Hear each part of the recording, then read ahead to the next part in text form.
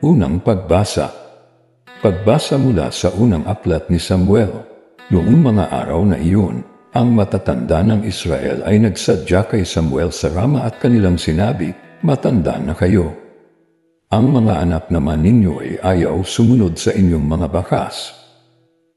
Ang mabuti ipili ninyo kami ng isang haring mamamahala sa amin tulad sa ibang bansa." Nalungkot si Samuel dahil sa kahilingan ng mga tao, kaya't dumalangin siya sa Panginoon.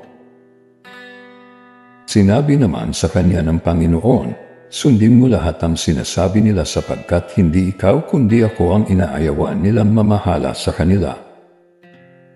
Lahat ng sinabi ng Panginoon kay Samuel ay sinabi nito sa mga Israelita. Ito ang sabi niya, "Ganito ang gagawin sa inyo ng magiging hari ninyo. Kukunin niya ang mga anak ninyong lalaki upang gawing kawal, ang iba'y sakay ng karwaing pandigma, ang iba'y mangangabayo at ang iba na may lakad ng mangunguna sa pagsalakay. Ang iba'y gagawin niyang pinuno para sa 1,000 at sa 50. Ang iba'y itatalaga niya sa kanyang bukirin at sa gawaan ng mga kagamitan at karwaing pandigma. Ang inyong mga anak na babae naman ay gagawin niyang manggagawa ng pabango, tagapagluto at tagagawa ng tinapay. Kukunin din niya ang pinakamagaganda ninyong bukirin, ubasan, taniman ng olibo at paaalagaan sa kanyang mga tauhan. Kukunin din niya ang 10 bahagi ng inyong ani sa bukid at ubasan para ibigay sa kanyang mga pinuno at mga katulong sa palasyo. Kukunin niya pati ang inyong mga alila, babae at lalaki, ang pinakamagaganda ninyong baka, kabayo at asno. Kukunin din ang inyong kawan at kayo ay gagawin niyang alipin. Pagdating ng araw na yaon, idadaing ninyo sa Panginoon ang inyong hari na kayo na rin ang pumili ngunit hindi niya kayo pakikinggan." Hindi rin pinansin ng mga Israelita ang sinabi ni Samuel. Sa halip, sinabi nila, "Kahit ano ang gawin sa amin ay ibig pa rin naming hari ang mamahala sa amin.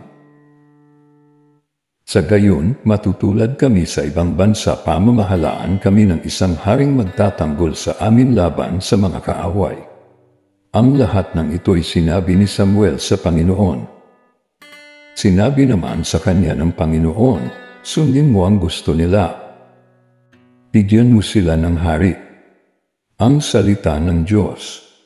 Salamat sa Diyos. Salmong tugunan. Pag-ibig mong walang maliw ay lagi kong sasambitin. Mapalad ang taong sa iyo ay sumasamba. Sa pagsamba nila ay inaawitan ka, at sa pag-ibig mo'y namumuhay sila. Sa buong maghapon, ika'y pinupuri. Ang katarungan mo'y siyang sinasabi. Pag-ibig mong walang maliw ay lagi kong sasambitin. Ang tagumpay namin ay iyong kaloob, dahilan sa iyong kagandahang loob. Pagkat pinili mo yaong hari namin, kaloob mo ito, banal ng Israel. Pag-ibig mong walang maliw ay lagi kong sasambitin. Aleluya, aleluya, narito at dumating na isang dakilang propeta, sugo ng Diyos sa bayan niya. Aleluya, aleluya. Ang mabuting balita ng Panginoon ayon kay San Marcos. Noong panahong iyon, bumalik si Jesus sa Capernaum at kumalat ang balitang siya'y nasa kanyang tahanan. Kaya't nagkatipon ng napakaraming tao, anupat wala nang matayuan kahit sa labas ng pintuan. Samantalang nangangaral si Jesus, may idinating na isang paralitikong dala ng 4 katao.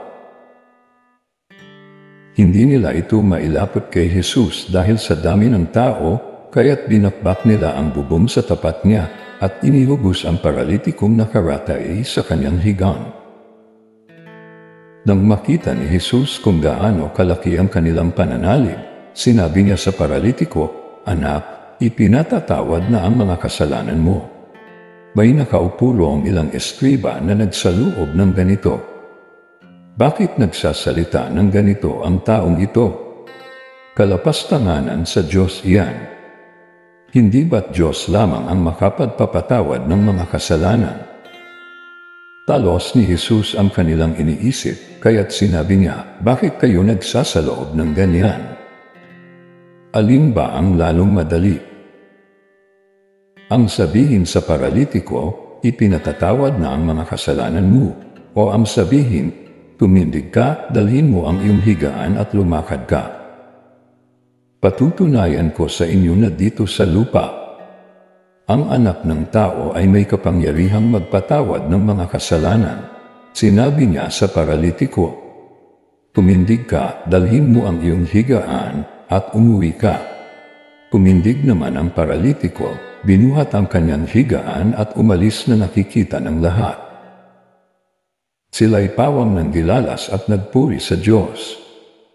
Hindi pa kami nakakikita ng ganito, sabi nila. Ang mabuting balita ng Panginoon. Pinupuri ka namin, Panginoong Hesukristo.